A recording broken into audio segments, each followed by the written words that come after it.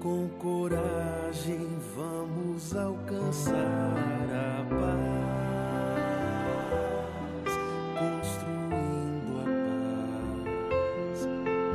a paz, construindo a paz. Olá, amigos, sejam bem-vindos a mais um episódio do podcast Liderança Espírita para uma Nova Era, um programa da nossa Federação Espírita do Rio Grande do Sul. Eu sou Vinícius Lousada e estou aqui com Gabriel Salum, o presidente da Federação Espírita do Rio Grande do Sul, e a nossa irmã Maria Elizabeth Barbieri, vice-presidente de unificação da nossa FERGS. Nós vamos dialogar nesse episódio especial do podcast sobre o programa de formação de lideranças espíritas que está em curso junto ao Conselho Federativo Nacional, a Federação Espírita Brasileira. E vamos trazer aqui um pouco do histórico, das reflexões sobre esse momento e as contribuições para o nosso movimento espírita de maneira geral. Meu querido Gabriel, minha querida Beth, queria passar-lhes a palavra para dar saudação aos companheiros que acompanham o nosso podcast. Saudamos a todos aqueles que nos ouvem, que compartilham conosco desses momentos de reflexão, rogando sempre que esse diálogo que se dá através da tecnologia, através dos meios virtuais, possa aproximar os nossos corações e nos permitir produzir cada vez mais na seara do nosso Mestre Jesus. Nós queremos abraçá-los a todos, saudar aqueles que nos ouvem nesse momento e dizer que é muito bom compartilharmos assuntos que são muito caros à nossa trajetória evolutiva. A liderança é hoje um grande desafio da sociedade como um todo. E nós que estamos inseridos em uma instituição como a Federação Espírita Brasileira, que tem a desenvolver e está desenvolvendo e se propôs a levar avante um programa desta magnitude, isso para nós é realmente um elemento de grande alegria. Por isso nós estamos muito felizes de estarmos aqui, Vinícius, Gabriel, conversando sobre isso. Gabriel, para retomar, pode ser que alguém possa estar assistindo ou acompanhando o nosso podcast pela primeira vez. Qual a importância da formação de lideranças para o movimento espírita? Vinícius, esse é um dos temas essenciais para a sustentabilidade do movimento espírita, para a continuidade do nosso trabalho em princípios de melhoria contínua. Muitos dos desafios que nós temos encontrado no desenvolvimento das tarefas espíritas, no fortalecimento dos nossos centros espíritas, nas conexões da rede que nós precisamos ser, eles estão centrados na questão da liderança. E é em função de nós ainda não termos construído um processo para a formação de lideranças, disso ser uma cultura ainda incipiente nas nossas organizações, que muitas vezes nós temos a perda de informações a cada vez que as pessoas se sucedem nos postos de liderança. Muitas vezes nós não temos quem possa suceder os que estão exercendo algum posto de liderança, e isso também nos traz lacunas, nos traz perdas. As pessoas permanecem longo tempo à frente das tarefas e o seu declínio de forças, ele acaba se transformando no declínio de forças das próprias instituições. Nós também, em função disso, acabamos desarmonizando os nossos próprios relacionamentos, porque não nos preparamos para liderar, e quando somos instados a exercer essa influência, sempre inspirados na liderança servidora de Jesus, não nos sentimos em condições para isso. Então, às vezes, até com muito boa vontade, nós acabamos causando prejuízos, porque nos preparamos naturalmente para tantas outras tarefas, para aplicar o passe, para trabalharmos na reunião mediúnica, para evangelizarmos a infância e a juventude, mas não nos preparamos para liderar as nossas instituições. Então, o investimento que o programa traz, a construção de um processo, a formação de multiplicadores para isso, vem ao encontro de uma grande necessidade que nós temos, de conectarmos às nossas instituições, de transformá-las naquelas que precisam atender a demanda dos nossos irmãos com o Espiritismo e a sua unidade de princípios, e de avançarmos no cumprimento da missão do Espiritismo na Terra. Maravilha. E Beth, quando é que surge o programa de formação de lideranças espíritas no cenário do Conselho Federativo Nacional? Pois então, o movimento espírita, ele não é uma entidade à parte dos processos sociais. E nós percebemos que nos últimos tempos, o olhar sobre essa questão da liderança, ele foi se aprimorando. Porque nós tínhamos uma ideia muito limitada e limitadora de que liderança era um processo quase inato. Ou alguém nascia com aquela habilidade, aquele pendor para liderar, ou não.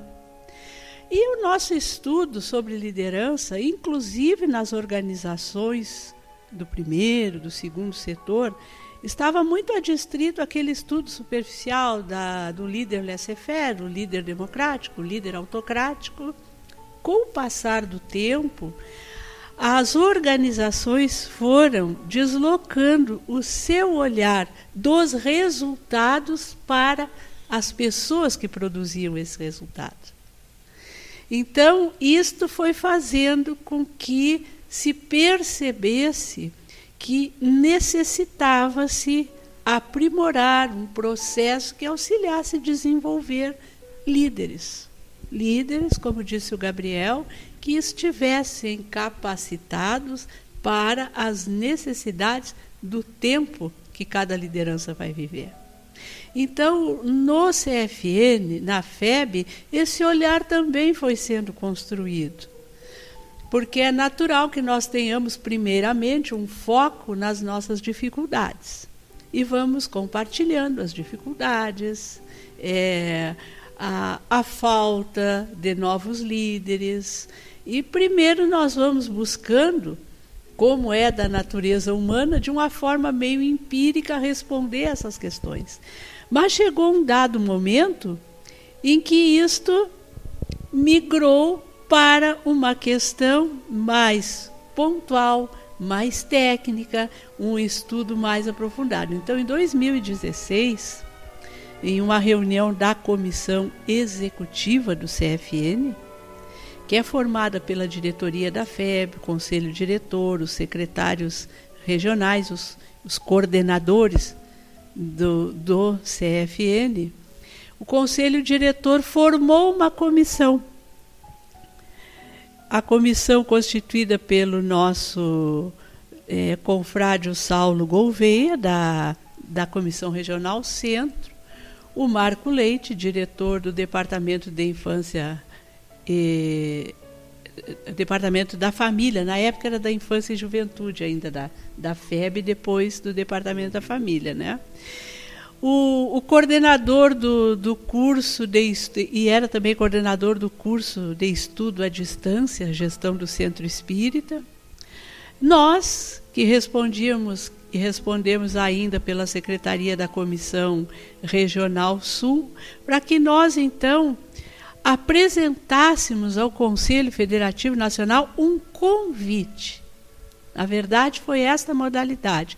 Nós levamos, na reunião do CFN de 2016, um convite às federativas para que elas avaliassem a possibilidade de que nós fizéssemos uma construção coletiva em nível de CFN de um programa para formar multiplicadores nas federativas para a formação de líderes espíritas. Levamos esse convite.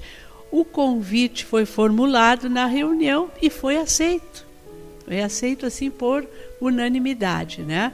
E na ocasião, então, se deliberou que até fevereiro de 2017, todas as federativas enviariam para esta comissão as suas experiências, os seus materiais sobre liderança, sobre formação de liderança.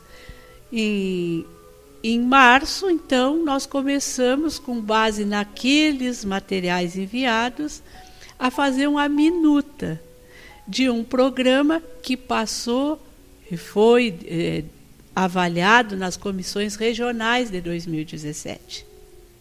Então, depois de passar pelas comissões regionais, ele foi para a reunião do CFN em 2017, quando ele foi, então, aprovado. Então, nós tivemos um momento assim, de discussões, de avaliação, de prazo aberto para as federativas contribuírem. Lembro que, na época, nós recebemos contribuições das federações, as federativas do Amazonas, a Federação do Ceará, a Federação do Espírito Santo, do Maranhão e de Roraima. Elas apresentaram contribuições, né, que foram avaliadas e que foram inseridas no programa. E também a Federação Espírita de Mato Grosso, que já integrava a comissão, e a Federação Espírita do Rio Grande do Sul também. Então, foi esse, mais ou menos assim, sucintamente, né, o histórico desse programa, que nasceu com esse objetivo, de qualificar multiplicadores para a formação de lideranças nas federativas. E aí passou a ser executado em 2019. Em 2019, por uma questão orçamentária, né? No ano de 2018 não foi possível, e em 2019, então, nós iniciamos os encontros que já foram ministrados, né? Dois encontros realizados no ano de 2019, com mais 2 aprazados para 2020. Muito bem. Gabriel, e como é que tu tens observado o protagonismo e o acolhimento das federativas ao programa de formação de lideranças? Vinícius, esse diálogo em torno do tema da liderança, ele já ocorre de alguns anos entre várias federativas do Brasil. De modo que essa necessidade que o programa identifica, esse diagnóstico, que fez com que nesse caminho que a Beth descreveu, ele fosse aprovado por unanimidade, inclusive na reunião do CFN de 2017, ele tem questões gerais que todos os estados anseiam por transformar positivamente nos seus movimentos espíritas, né, integrando a única rede que somos. Então, a receptividade ela tem sido muito boa. Ela tem sido muito boa porque a essência doutrinária daquilo que foi trazido até então, certamente ela é referenciada no Evangelho de Jesus, nas obras básicas da doutrina espírita e em obras subsidiárias confiáveis. Estamos falando de Emmanuel, de Joana de Ângeles, de André Luiz, por exemplo. Além de também ter referência na bibliografia técnica, submetida sempre aos princípios da doutrina espírita, então naquilo que se aproveita. Isso faz com que esse conhecimento, com que essas habilidades, com que essas atitudes que integram a competência da liderança, eles realmente sejam sentidos e solicitados em todas as partes. Na composição inicial do programa, nós fomos distribuindo atribuições para facilitarmos os primeiros encontros. Então, a Federação Espírita do Rio Grande do Sul e a Federação Espírita do Mato Grosso, elas disponibilizaram os seus facilitadores para esses primeiros módulos que estão em curso nesse momento, mas todas as outras federativas, inclusive aquelas que contribuíram já na composição inicial do programa e as demais, entre as 27, elas têm a possibilidade de continuar contribuindo, e nós acreditamos que isso vai acontecer cada vez mais. Assim como a própria diretoria da FEB tem condição de fazer as suas contribuições permanentes. Porque a partir desses módulos iniciais que foram desenvolvidos, algumas federativas já iniciaram a multiplicação nos seus estados. E as notícias que nos chegam são auspiciosas, são alvissareiras mesmo, né? São notícias em que as pessoas compartilham a alegria, né, o pertencimento também em relação à temática. Olha, realmente nós precisamos disso, é alguma coisa positiva. A proposta da metodologia de formação, que é uma metodologia vivencial, toda ela baseada no ciclo de aprendizagem vivencial, que faz com que a gente consiga trabalhar não só no campo teórico, mas especialmente nas questões práticas e atitudinais também. Então nós já temos algumas notícias espalhadas pelo Brasil de federativas que estão iniciando a multiplicação, outras que estão se preparando para isso.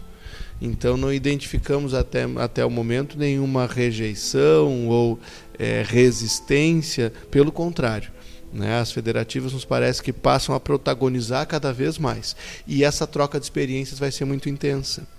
O que nós precisamos sempre observar, que naturalmente ocorre em uma rede horizontal, como é o movimento espírita, é que em alguns pontos nós temos forças distribuídas para algum lugar do Brasil e que tem as suas fragilidades. Então nós temos características no Amazonas que são diferentes das características do Amapá, que são diferentes de Minas Gerais, do Rio Grande do Norte, enfim. E é pela conexão e pela convivência, numa ampliação da própria lei de sociedade, como nos sinaliza o Livro dos Espíritos, que nós vamos nos completando. Então é muito natural que alguns tenham mais experiência em algum campo e por isso possam favorecer os demais pelas trocas. E logo em seguida nós teremos muitas experiências positivas no campo da formação de lideranças pelo Brasil. Isso é da essência da unificação. Não é de esperarmos uma homogeneidade em todos os campos de atuação no movimento espírita, porque justamente a diferença, ela é a riqueza que nós temos. E a união, ela vai compatibilizando de forma sinérgica. É isso que tem acontecido e que nós temos a certeza que vai acontecer com o trabalho do programa e o protagonismo das federativas. Como nos recomenda o Brasil Coração do Mundo, Pátria do Evangelho, um trabalho impessoal e em comum, construído com muitas mãos. Beth, estamos nos 70 anos do Pacto Áureo e nós nos propomos a te apresentar a seguinte questão: que relação a gente pode estabelecer com a construção coletiva desse programa de formação de lideranças espíritas e o espírito do Pacto Áureo? Pois então, o Pacto Áureo, é claro que ele marca assim, um momento de culminância dos esforços de muitos espíritas ao longo de muitas décadas. As ideias elas vão surgindo no longo do tempo, ao longe dos tempos, e é claro que depois elas vão afunilando e se adensando. Isso é natural. E me parece que no Congresso de Unificação, que foi organizado pela USE em São Paulo em 1948, do qual participaram várias federativas, a gente verificou o espessamento desses anseios e desses desejos. E quando nós vamos lendo as teses nos anais do Congresso de Unificação, nós vamos verificar uma qualidade, uma atitude que é intrínseca da liderança, que é a coragem. A coragem de ousar. Porque quando nós não ousamos, é muito difícil liderarmos. Porque a liderança é um exercício visionário. O líder é aquele que tem esse dever de ver mais além. E vendo mais além, porque ele conhece a sua instituição como um todo, precisa também ter uma capacidade, uma competência de compartilhar essa visão. E naquele momento ali, 1948, 1949, pela leitura dos documentos que estão no sedimento, no alicerce do Pacto Áureo, nós vamos ver todo esse exercitar de uma liderança servidora. Uma liderança que se tornou humilde quando necessário, uma liderança que foi enérgica sempre, uma liderança com a capacidade de perdoar incrível, e uma liderança, sobretudo, proativa. Isto é fundamental, assim. Então, o programa de formação de lideranças, ele vem em um momento paradigmático, em que a nossa instituição Movimento Espírita, ela está imersa numa complexidade de necessidades humanas que se avolumam cada vez mais. E por esta razão, nós estamos sendo convocados a utilizarmos todo o conhecimento que a doutrina espírita nos traz para podermos atender essa humanidade imensa que sofre, que se desespera, que até certo ponto está muitas vezes perdida de si mesmo e de Deus, a reencontrar um rumo, um ponto de equilíbrio. Então, o programa, ele vem em um momento paradigmático.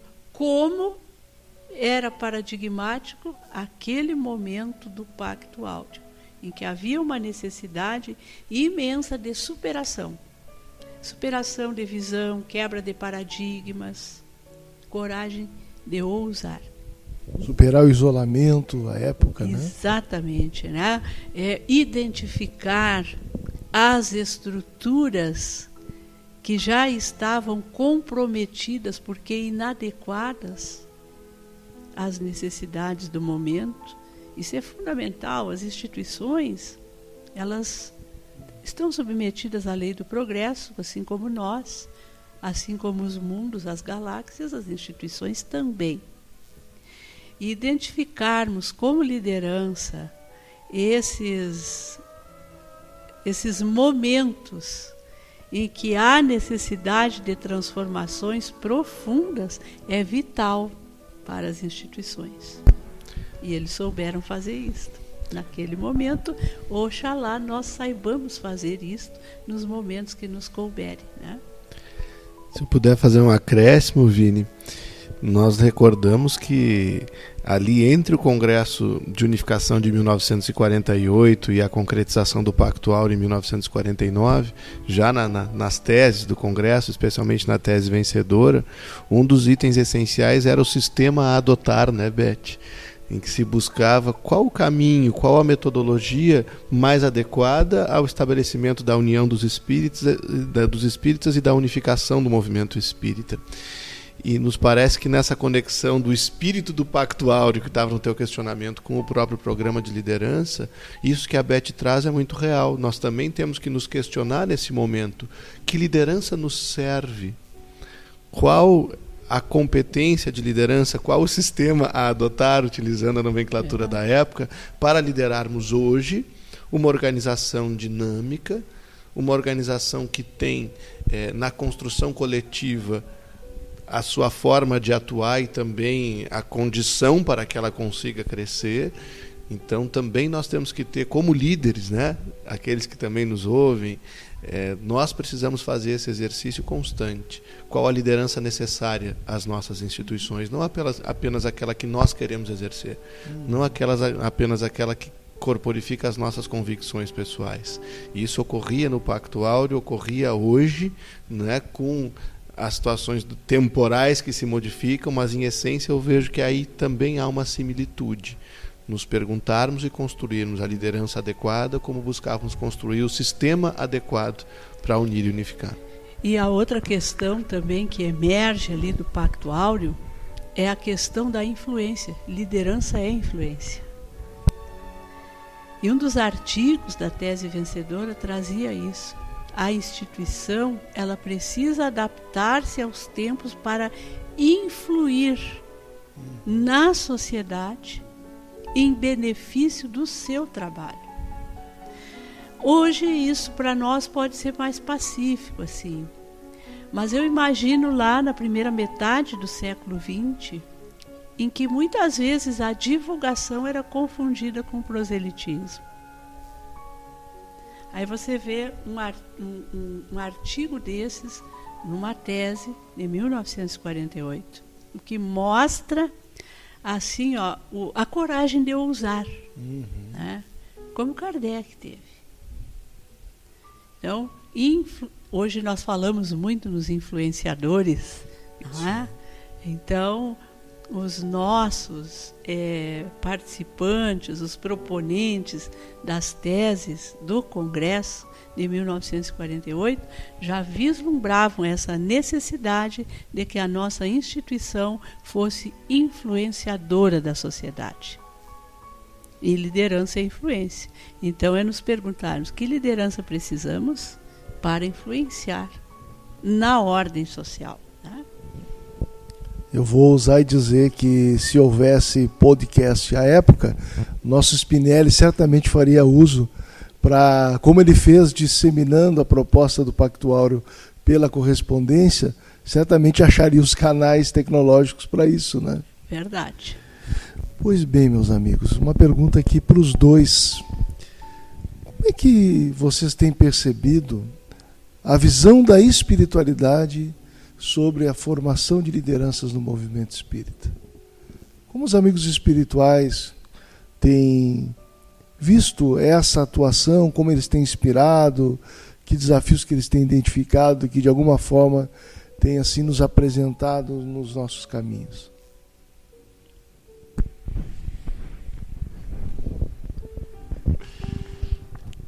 Nós ficamos aqui nos olhando para ver quem vai primeiro, porque a pergunta do Vinícius ela nos emociona, né?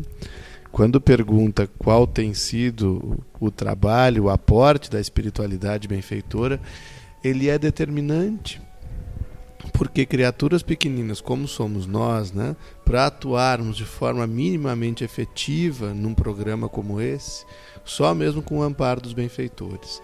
Nós temos percebido o auxílio no fortalecimento, no favorecimento da formação dos consensos, ao tocar os corações de muitos colaboradores que se sensibilizam e vão engrossando essas fileiras. Olha, nós temos visto de algum tempo já o trabalho e as mobilizações das federativas no Conselho Federativo Nacional. Mas para um programa tão jovem, tão recente, é admirável a adesão, porque nós temos praticamente todas as federativas, não é, Beth, representadas com esforços financeiros relevantes das federativas encaminharem os seus multiplicadores várias vezes até a capital federal, a fim de que façam a formação.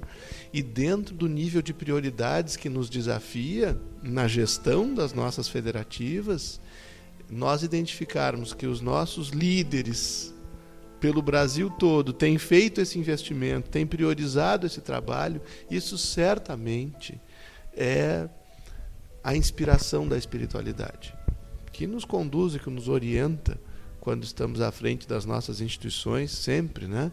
Nós pedimos e contamos com esse auxílio. Então, de múltiplas formas, no auxílio na produção dos materiais, da literatura, na vivência da liderança, porque não há como nós compartilharmos qualquer questão dessa natureza sem o esforço vivencial. Então, tudo quanto nós temos vivido e que se conecta com esse programa, nós precisamos acreditar em gratidão aos espíritos amigos, a Jesus e a Deus. É um auxílio sem o qual não se poderia ter dado sequer dos passos que temos verificado nacionalmente hoje. Pois é, eu fiquei pensando assim na facilidade com que as coisas acontecem. Elas fluem de uma forma que somente o impulso da espiritualidade é capaz de fazer. Às vezes nós ficamos olhando para tudo o que esse programa já tem feito, assim, poucos meses, se falarmos em CFN. Todo esse esforço ao qual o Gabriel se refere, e quando a gente abre as avaliações que nós realizamos em todos os encontros, além da questão objetiva, vem muitas questões subjetivas ali, que os nossos companheiros escrevem. a gente fica vendo que efetivamente tem a mão da espiritualidade tocando cada coração. Porque é claro que isto não é o mérito de facilitadores, porque o que nós fazemos é só facilitar mesmo, né? Orienta um pouquinho aqui, facilita ali, mas a autoridade para tocar o coração das pessoas, ela tem e é potencializada pelo mundo espiritual. Ou então, o programa não teria nem iniciado. Quando a gente vai tentando contabilizar os ganhos, os frutos que já começam a apontar, aí a gente verifica que verdadeiramente eu me lembro do seu Nestor. Uma vez, numa reunião do CFN, uma das últimas que ele dirigiu, ele fez uma fala sobre aquele momento em que os pescadores extenuados tinham passado a noite inteira, né, na pesca e não tinham conseguido juntar os peixes. E aí Jesus, então, chega e diz a eles para onde eles deviam jogar a rede. E a rede veio cheia. Então ele nos dizia assim, as nossas tarefas são as pequeninas. As maiores são da espiritualidade. E realmente, a gente tem a cada dia, no que se refere ao programa de formação de lideranças, essa certeza. A nossa atividade é pequenina, é insignificante. O grande movimento, a grande atuação é do mundo espiritual, sem dúvida. O tempo flui e nós precisamos encerrar o nosso podcast, infelizmente. Em poucas palavras, meus amigos, para a gente finalizar, quais seriam os desdobramentos desse programa para o futuro do movimento espírita? Em breves palavras. Tu que é profeta aí, Gabriel. Parece-nos, Vini, que nós voltamos ao início do podcast, quando perguntaste sobre a importância desse programa e nós falávamos da sustentabilidade. Se nós pudermos projetar alguns frutos que são e serão colhidos do programa, nós vamos falar equipes de trabalho mais amplas e conectadas com os objetivos comuns, conflitos interpessoais administrados, de modo que as nossas diferenças não nos impeçam de trabalhar juntos e não emperrem a engrenagem em função da nossa teimosia e das arestas que não saberemos aparar muitas vezes. Nós percebemos a produtividade das nossas instituições multiplicada em função da otimização no emprego dos recursos, sejam os recursos de tempo, sejam os recursos financeiros, os recursos humanos ou o capital humano, como chamamos hoje também. Espiritualmente, nós podemos projetar a partir do programa também, né, uma redução efetiva do número de fascinações no nosso meio do movimento espírita, porque a fascinação ela se conecta diretamente com o isolamento e com a atuação pessoal, e a formação de lideranças tendo por referência Jesus como modelo, nos conduz a um trabalho coletivo que vacina contra os processos de fascinação que muitas vezes têm vulnerado os nossos corações e os nossos centros espíritas, órgãos de unificação, enfim, dentre muitos outros que poderíamos ficar referindo aqui, frutos que são perceptíveis a curto, a médio e a longo prazo, né? Vou deixar alguns para a Beth contar também, porque são muitas coisas boas que advirão desse programa. Beth. A gente também pensa, assim, nos processos de formação de liderança definidos, né? De uma forma não eventual, assim, mas de uma forma permanente, que a gente tenha sempre essa visão daqueles que lideram na formação dos seus sucessores como um fator de sustentabilidade das instituições. Uma liderança servidora, inspirada em Jesus, com certeza nos levará mais depressa a adentrarmos um mundo de regeneração. Poderíamos sintetizar assim numa expressão que parece alguma coisa, um jargão, mas quando eu digo, sinto isso assim com profundidade, um movimento espírita mais unido e mais unificado. Perfeito, meus amigos. Vocês nos acompanharam em mais uma edição do nosso podcast, uma edição especial sobre o Programa de Formação de Lideranças Espíritas no Conselho Federativo Nacional. Um abraço a todos e até o nosso próximo episódio.